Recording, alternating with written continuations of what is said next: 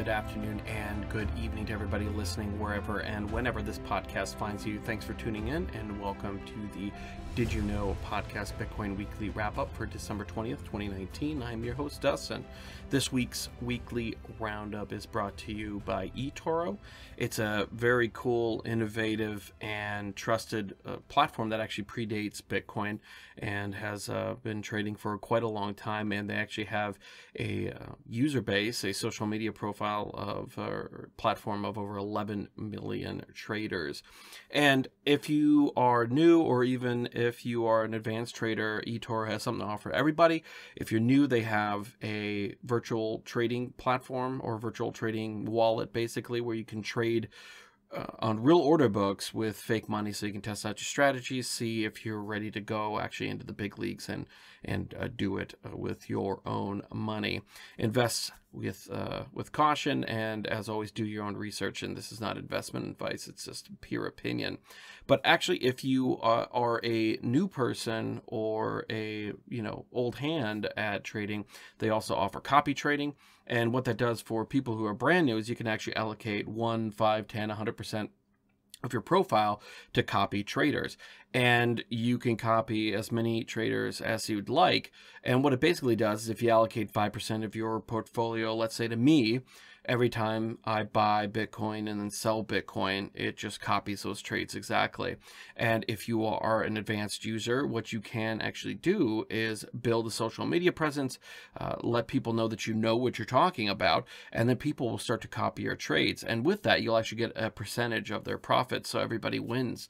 And if you go over to didyouknowcrypto.com, that's didyouknowcrypto.com/eToro, E-T-O-R-O, it'll redirect you to my affiliate link.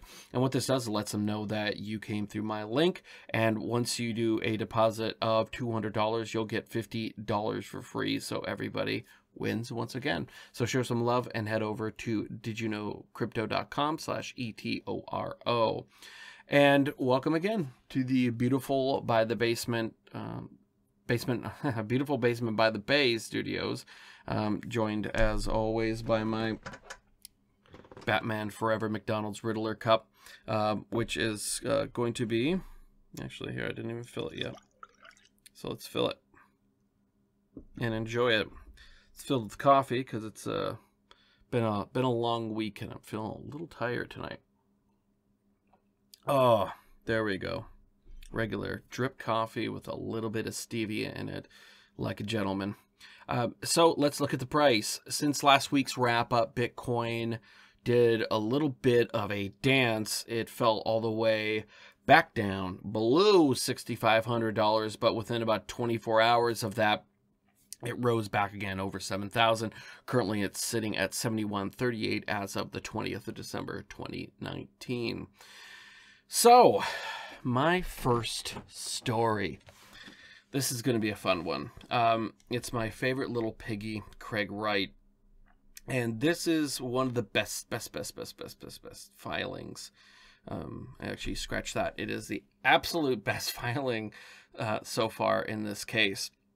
So on Tuesday, Kleiman's legal team responded to a request by Craig's legal temper tantrum, or his legal team's temper tantrum.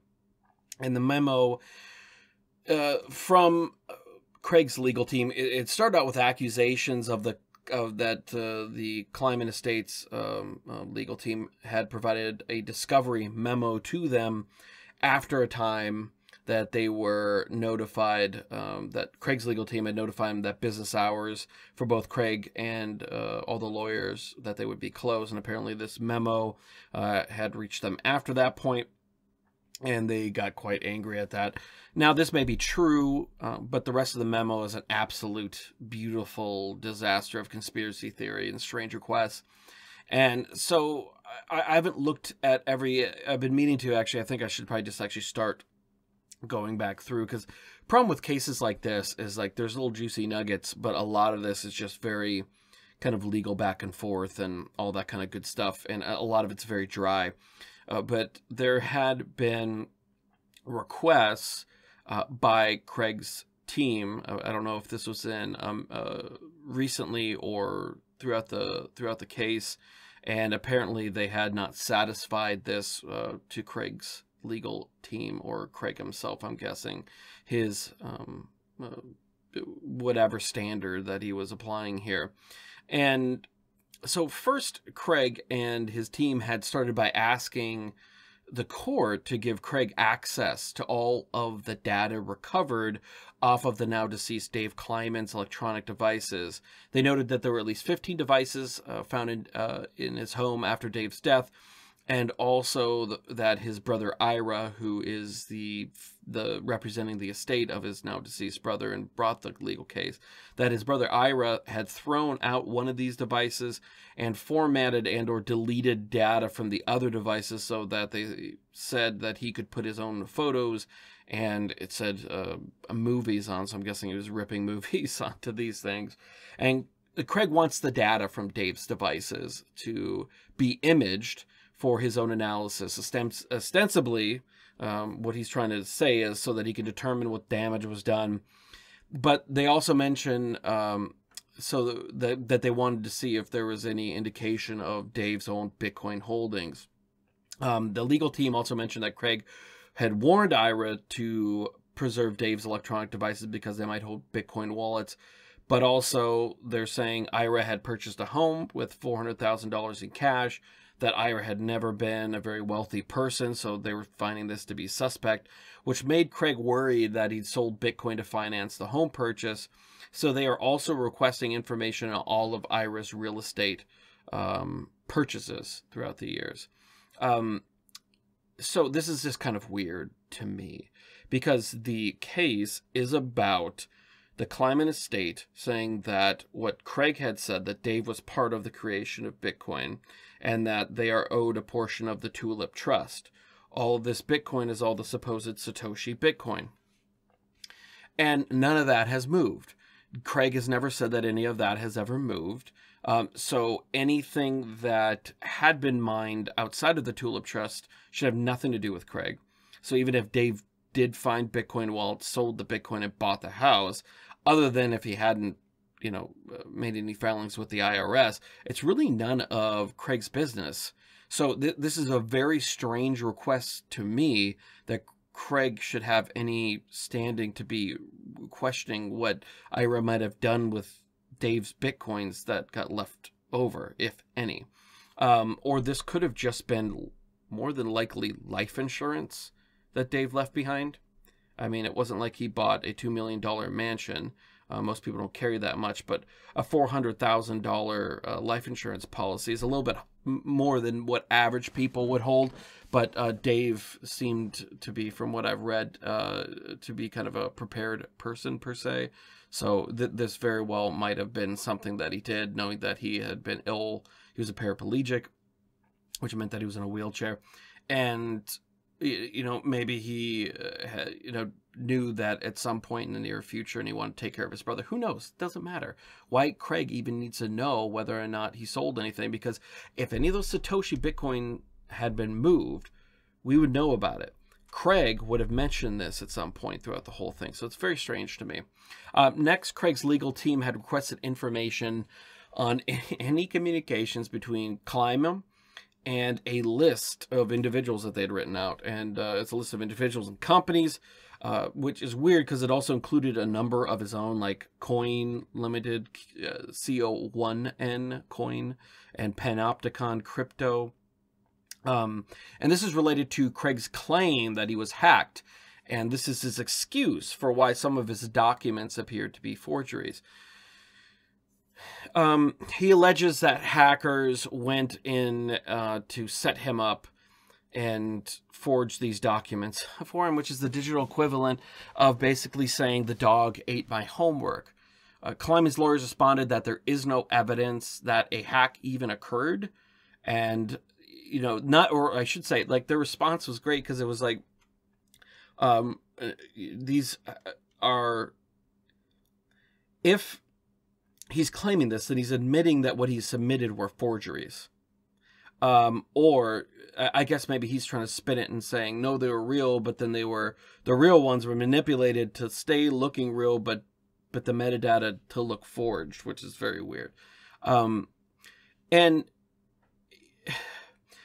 Craig's or the Kleinman Estates legal team had said that that these had brought up that these are forgeries, had called them on it, had brought in experts to show that these were forgeries, and that there's no evidence ever presented that a hack had even occurred other than just Craig's word, right? And that also Craig's relationship with his former colleagues and companies have no bearing on the case. Basically, if people in your own companies didn't like you enough to want to go in and hack into your accounts, and that's really no business of ours, and does not mean that Dave needs, or I should say Ira needs to turn over all of his information of who he's ever communicated with. In the same vein as requesting these communications, Craig also asked for communications between Ira and Blockstream, Greg Maxwell, as well as other. Greg Maxwell is a Bitcoin Core contributor. I believe he works for Blockstream as well. And it was a bunch of other people that are basically, as Kleinman's legal team puts it, as a list of detractors. And this is just Craig trying to spin a web of conspiracy theory that basically everyone is out to get him and set him up. So here's the deal. Let's say, just for the sake of argument, that Craig is correct. This means that there's a massive conspiracy of people who hacked into his personal documents, and instead of deleting the documents that help prove that he is Satoshi, they decided to just change it on the off chance that this is his only copy, and this is the specific one that he is going to check, or that he is going to use as submitted evidence. They decided not to delete it, just to change it to try to set him up. He himself produced these documents, and I would hope that he and his lawyers had reviewed it before submitting it. Tell me, what makes more sense? That a guy who claims to be Satoshi, but won't provide any evidence, that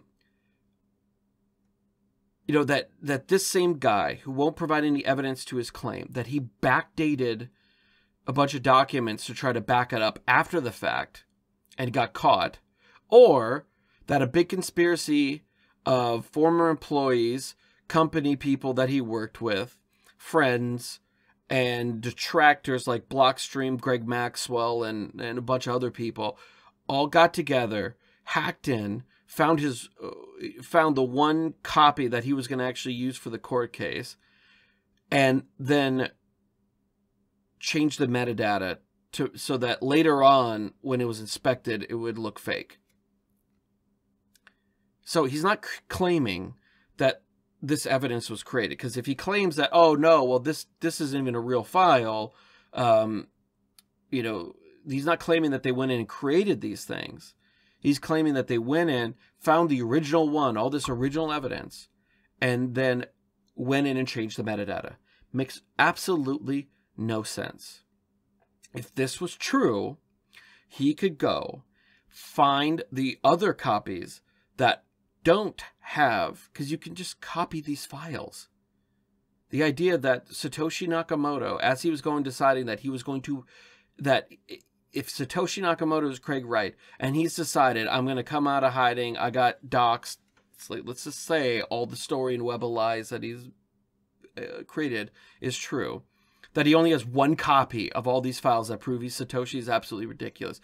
He could provide the other copies and say, here's my 4 other backups. You can see the metadata actually matches. It's not forged. This is the only one. They must have come in and looked into my Craig's proof for legal case Satoshi file and gone in there and changed it because they knew this is the one I was going to submit. He can't do that. He isn't claiming that. So that either means that he's full of shit, or if he is telling the truth, that he is the absolute, like, as meticulous and smart and genius that he is, he has no backups of this data. I don't believe it. But anyways, moving on. Another juicy nugget is that Craig said that he was going to have his wife testify on his behalf, but he hasn't allowed her to be deposed yet. Kleinman's lawyers are pissed because they're saying, you're listing her as a witness, but you're not letting us depose her. You're putting her in a foreign country where we can't go and depose her. You're not bringing her to Florida so that we can do this. But Dave, on top of doing this, is asking that Kleiman's estate pay for her expenses that she's already incurred between $65,000 and $164,000. It's amazing. This guy cannot help but just try to steal people's money. Hey. So there was also a request by Kleiman's legal team that he produce documents on Selma Francis, Tim Milland, Liana Tall, R. Gustafsson, and Imran Shuktai, all listed as trustees of the Tulip Trust. And I haven't researched the names of these people yet, but one of these likely is linked to the mysterious Nguyen Nguyen, who, if you research her name, Uyen, last name Nguyen, I believe she is Thai, if I'm not mistaken. At least I've heard her referred to as being a young Thai woman. I think she's like probably in her late 20s or early 30s now.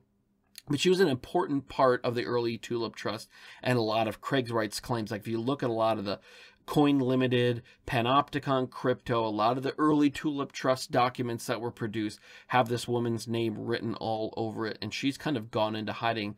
There's an individual, I believe it's Seeking Satoshi on Twitter, who I've talked with, has talked about how he's been trying to find her and has found some traces of her, but she's really gone dark as far as for the kind of average internet sleuth goes. And so I don't think this is one of them, because unless she changed her name legally, she's not listed as one of the trustees here, but she was listed as a trustee before. So this kind of gives me a little bit more confusion.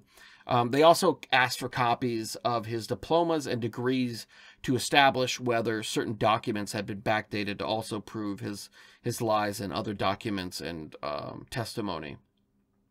Because they have suspicions that some of the things he's claimed to have degrees in and stuff like that, and diplomas and certificates in, are actually untrue, or he never got them, or they got them at different dates, and his claims and different depositions to also kind of weave together that this guy's just a habitual liar, at best, basically a sociopath, you know, that kind of guy, probably more likely.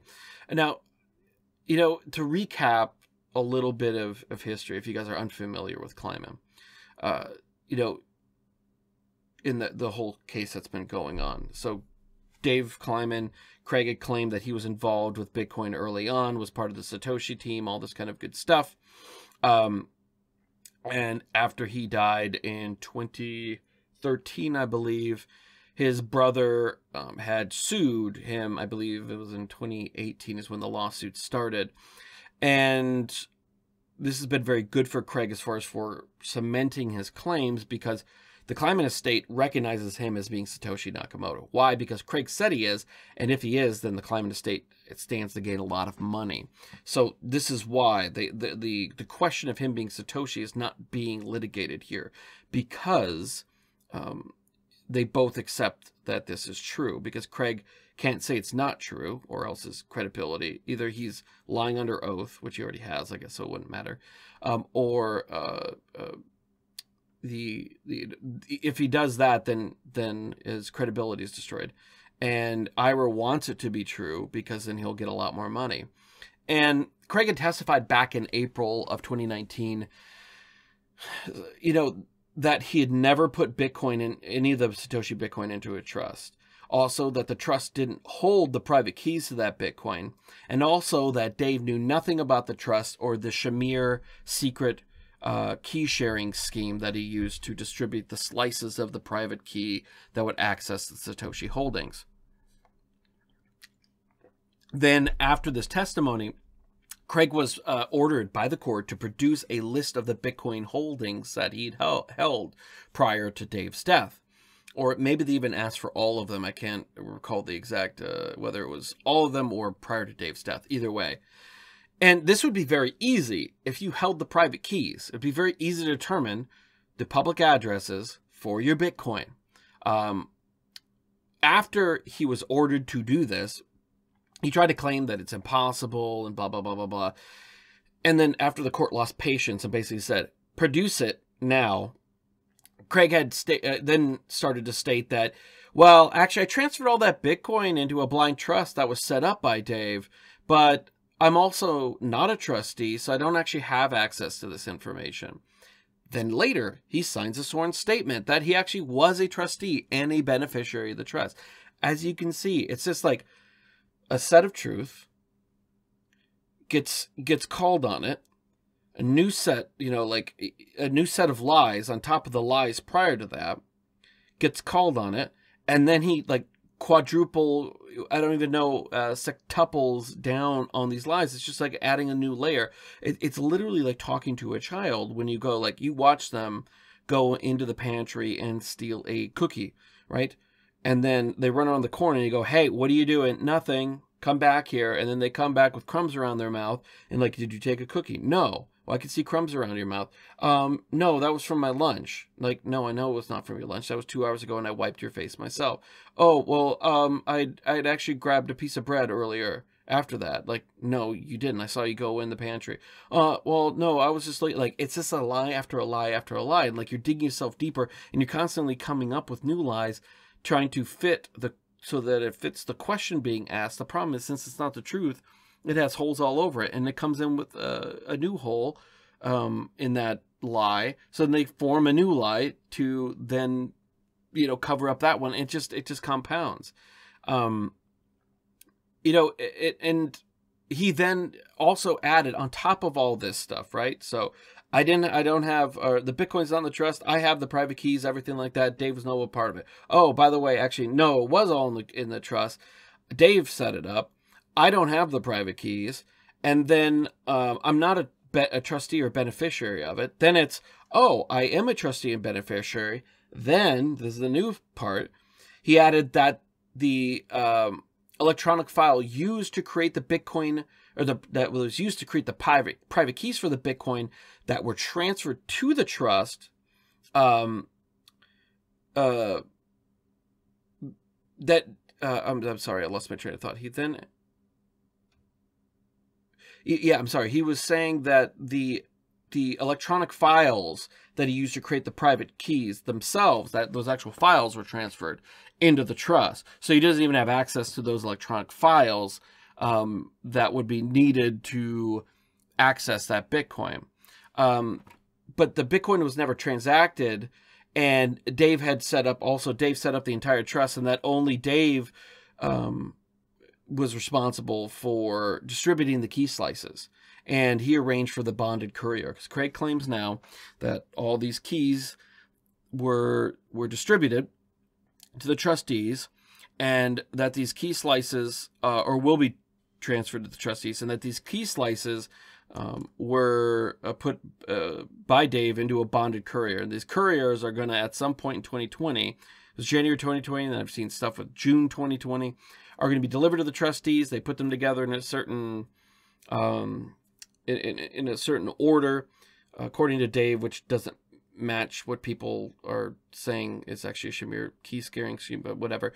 And then you have access to the Bitcoin, right? As you can see, it's just lie after lie after lie after lie.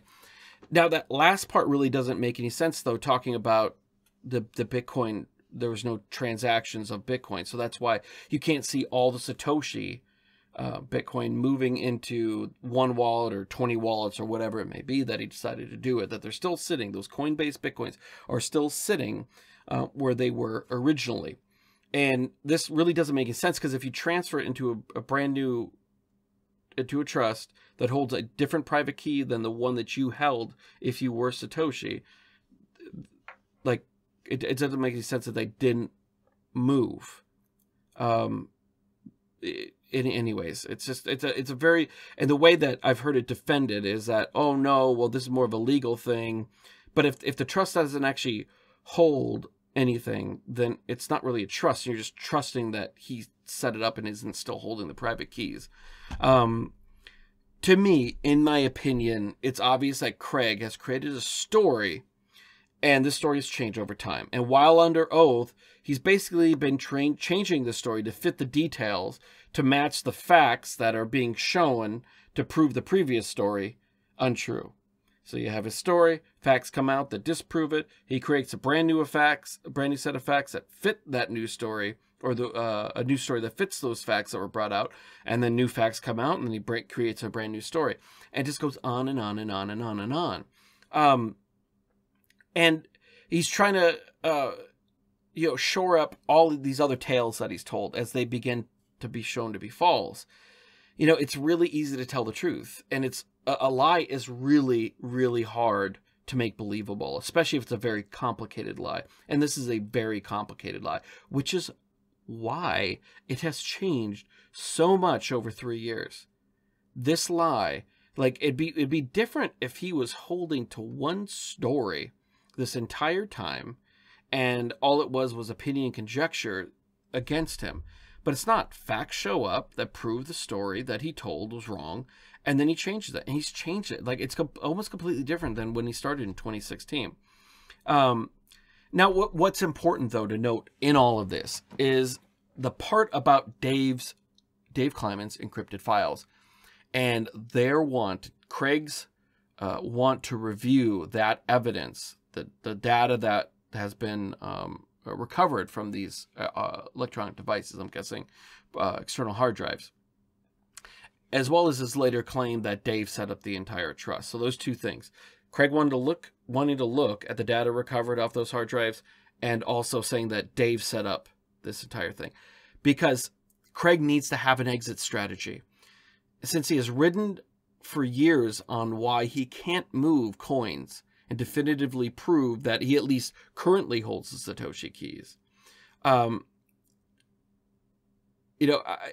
He went from, he was going to, and then he went from, I can't because of my family, blah, blah, blah, blah, blah, I can't face the truth. Then he moved on to screw you, I don't have to prove anything, to I can't because it's in a trust, and I can't get access till 2020. The Bitcoin he claims is his will never be his because he never had or will have the keys. There is no proof that he is Satoshi, and any bit of just ridiculous, like printed copies of email. Like the latest one, he printed off a thing from something showing, oh, well, I researched this thing, and this is where I got the Satoshi name from, right? None of this is all just like little pieces that he's throwing out there, and it's enough where you can draw lines, but there's a mountain of refutations to it. There's nothing definitive. There's nothing even approaching like, well, that actually makes me think for a second. There's nothing. And I have speculated over the last year, basically, what his strategy is going to be to getting out of all this. One theory of mine was that, and I thought this was going to happen a lot sooner, but it seems like he's not going to. But I thought that he would either fake his death or just disappear. Disappearing and saying his detractors and other characters had made it too dangerous for him and his family for him to go on what he did in 2016. And this would basically offer him the martyrdom route to keep BSV intact and even grow. Calvin Ayres is not just a man who believes in Craig or anything like that. He has an immense investment in it, and it's likely that a lot of his friends who they are people who are not to be trifled with. And and the option of BSV just simply dying on the vine like Bitcoin Gold or Bitcoin God is not an outcome that they are going to be okay with the amount of money that they have been pouring into this. They need to be able to exit their investment and can't just do that like some sort of exit scam like an exchange can be. There's a lot of physical hardware and cash investment in companies and patents and things like that. They can't just exit this. They have to find a way to get out with their money plus probably some profit for their troubles. So I think that's becoming increasingly less likely as we move forward, especially with this latest development that I've been talking about. Lately, the more likely theory that I've been leaning on is that of, pardon my French, Dave fucked up. Craig, you see, he's an egomaniac, and he needs this laudatory bubble that he's created for himself of Thank you, Satoshi. We love you. You're a genius. This man has 4,000 degrees and 1 billion patents. He's such a genius. He's the Steve Jobs. He's the Thomas Edison of our time. Him disappearing would have to be a last resort for a guy with an ego like this. And it has to be his least favorite outcome, since he would fade from notoriety, something he desperately wants and needs. Even if he's remembered and keeps his martyrdom genius status, you know, he's not there to physically go to these conferences and get this love and affection.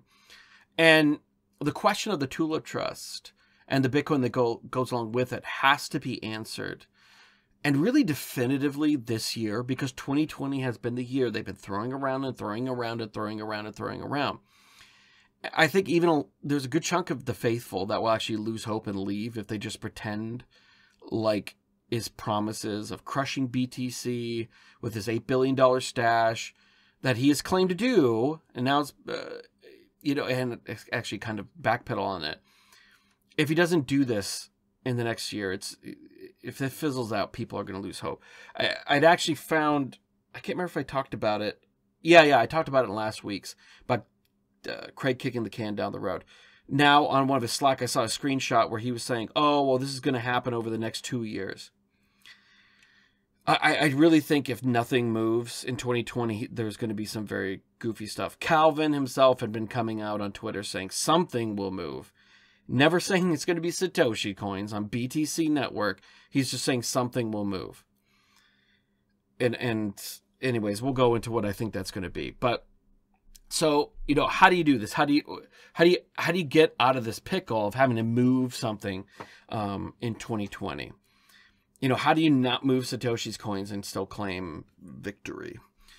These are scenarios that I think, in my opinion, are the most likely.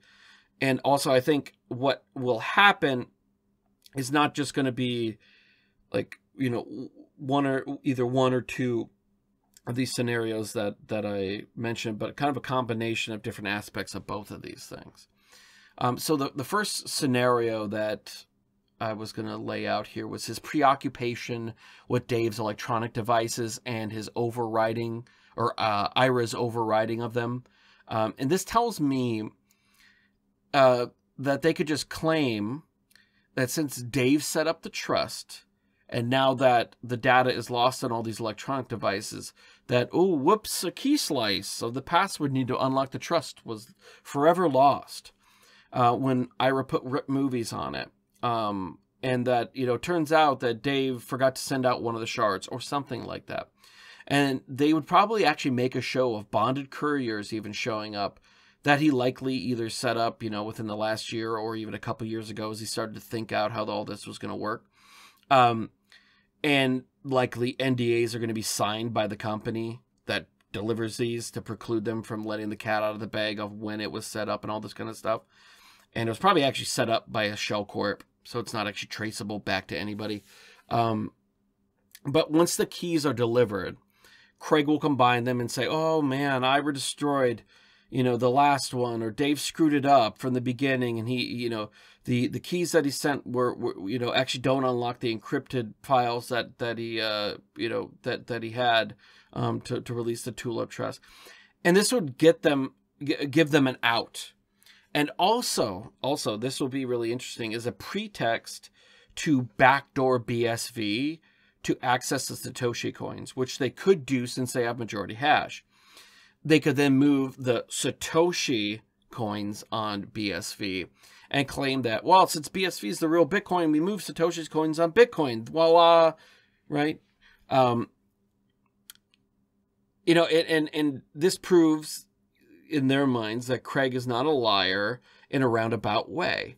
And you know, but this would actually kind of lead them open to fraud and theft and being arrested. You know, if Satoshi comes back, or his family, whom he left them to, ever attempted to, ever revealed themselves and try to get those coins, it would, you know, basically, if the real Satoshi's private keys would unlock that BSV if they move that. But I think Craig is quite confident that Satoshi's not around anymore, which is why he's gone down this road. But that's a different story for a different day. The other way that they would access, I think that they could access a backdoor in BSV is that they are preoccupied with abiding by the law. If a court gives them a ruling, miners are going to abide by the ruling. If they say to reverse a transaction, they're going to reverse a transaction, right? They'll take Bitcoin and confiscate it. So if they allow this backdoor in there that allows miners to do this more easily, then they might do it that way as well without this pretext. But that's also a different story. The second scenario that I've been thinking about was Dave, I think, may have been mining Bitcoin very, very early, and Craig might have been involved with that as well.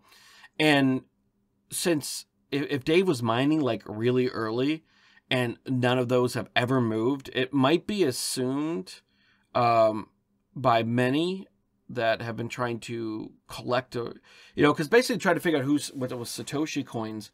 They've basically gone with, we know Satoshi was mining up to these points, and we believe based on blocks and stuff like that, this is how much he may have.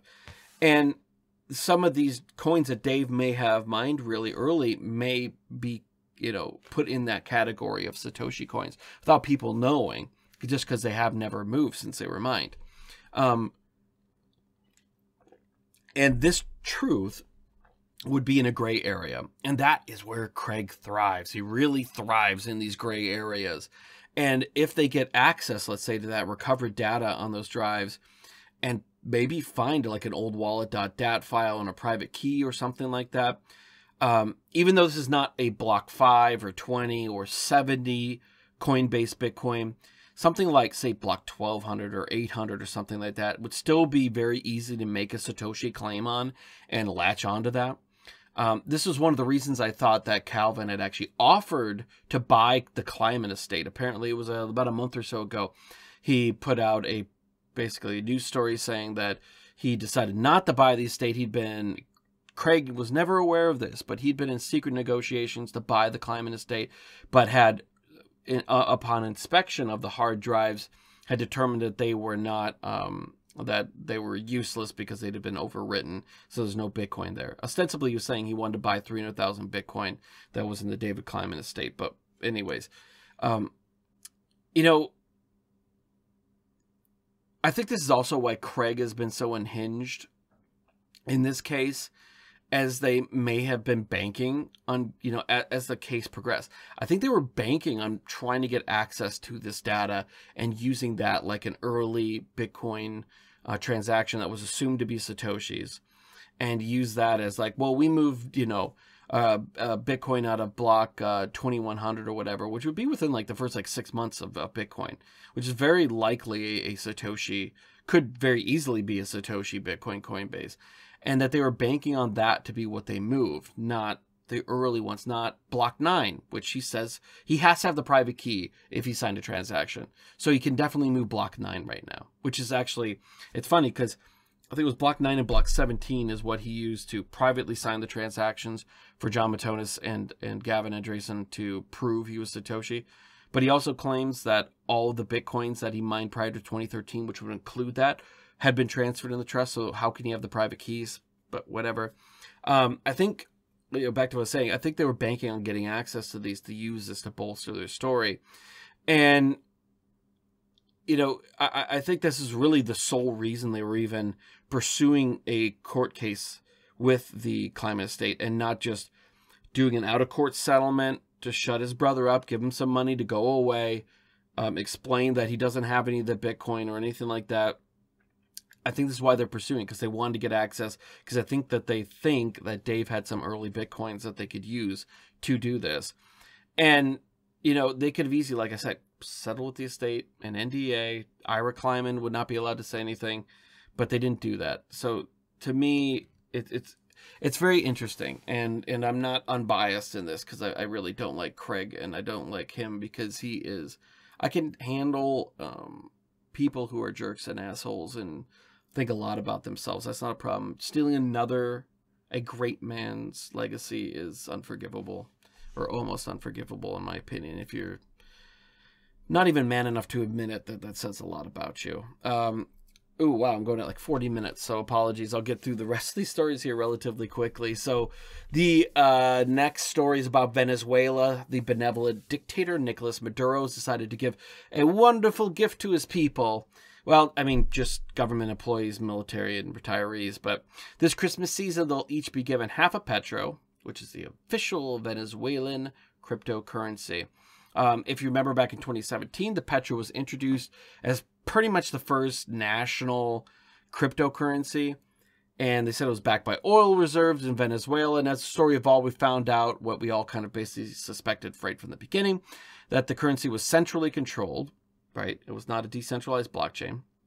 And the supposed oil backing, it was basically nothing but an undeveloped oil field. And not to mention, the oil backing it is in no way really tied to the Petro, other than just the promises of the government that they are. Take that for, coming from Venezuela, I wouldn't really take that with more than a single grain of salt. And now this gift that he's giving everybody, it's going to require all the individuals who got it to sign up for the Petro app, which is the official wallet of the Petro. This app actually also supports Bitcoin, Litecoin, and Dash, and supports currently exchanges between the Petro and those currencies. So it's actually possible for those being airdropped the Petro, they could just exchange it for Bitcoin if they wanted to, which is actually kind of interesting. And the average monthly income in Venezuela is $10. So this is actually, people are really highly incentivized that do get this to register and claim it. So over the last year, Maduro has directed things like the future funding for all housing, basically public housing stuff, to be made in Petros. The Bank of Venezuela has been required to offer the Petro, not to make that the sole currency, but to offer it so that people can buy it right at the bank. As well as they've been paying out state pensions in the Petro as well. And this is another attempt to try and basically artificially create a domestic market for the Petro. Maduro and the government have been hurting from U.S. sanctions over these years, without a doubt. And they've been looking for a way to basically get around those sanctions because they can't sell their oil, or it's very difficult to sell the oil without getting U.S. dollars. And the U.S. will not allow U.S. dollars to be used to buy Venezuelan oil. So this bunch, it's really hurt their economy. They're still selling oil for like gold and other stuff like that to like India, I think. Or was that Iran that was selling it for gold? Doesn't matter. But they have been getting around it. But they recognize that, basically crypto's transnational. Nobody can stop a cryptocurrency payment from being sent or received. But they really didn't understand that creating a centralized version of it isn't having their cake and eating it too, but leaving nothing on the plate that has value. Like, they defeat the whole purpose of it. Next story is the Federal Reserve. So a governor of the Federal Reserve, there are basically the board of the Federal Reserve is made up of governors of different Federal Reserve banks around the country. And one of these governors, Lael Brainard, in a speech to the European Central Bank, an audience of the ECB folks in Germany, she laid out further issues with Libra's lack of clarity, basically. Specifically, she was talking about their basket of currency reserves that they use to back up the Libra. And the concern that because Libra has not been really detailed in how much of the dollar versus how much of the euro versus how much of whatever it's going to be held in there. And, central bankers and the Fed, they are not actually wrong, and it's not ridiculous actually for them to be concerned, because they should be. If Libra actually became a real player in global finance, the reserves of various currencies would be immense and would, in fact, probably present an actual systemic risk to national currencies.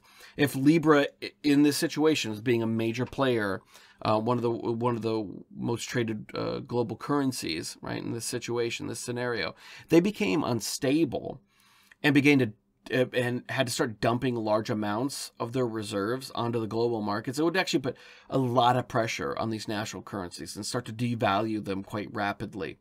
And, or I should say, it put a lot of pressure on them and could result in devaluation, which could throw economies into tailspins.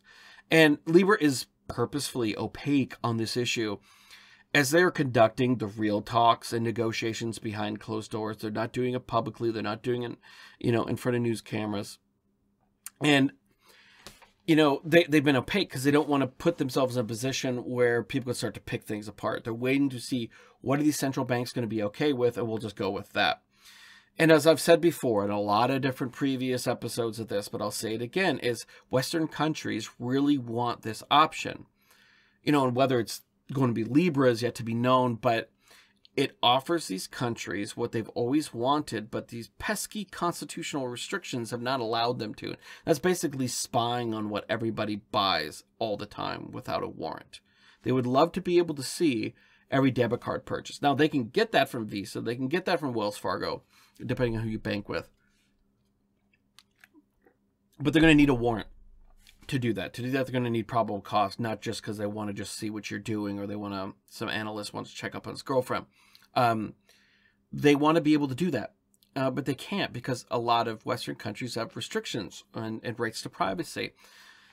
Private companies don't have those same constitutional restrictions. This is why, if let's just say like the UK government, if they want to put a camera in your house, they need to get a warrant and have probable cause. It's actually a lot lower bar in the UK than it is in the US, but just for as an example, they can't just willy-nilly go do this, legally speaking.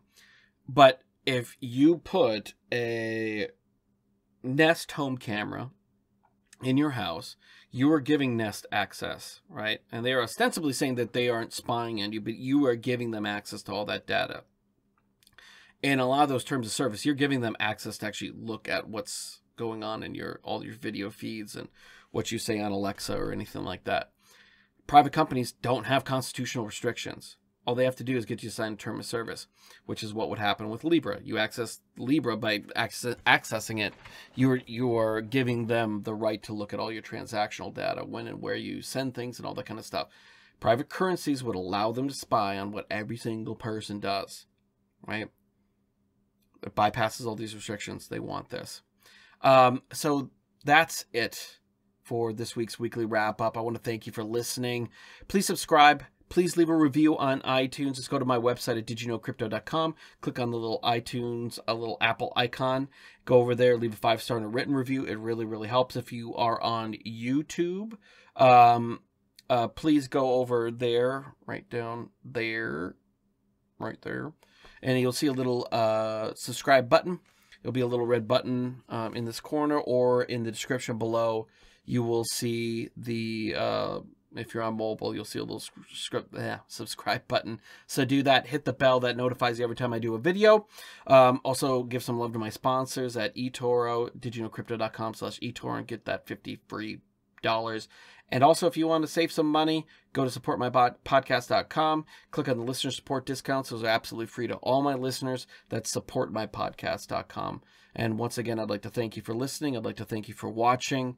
Have a great night, and we'll see each other soon.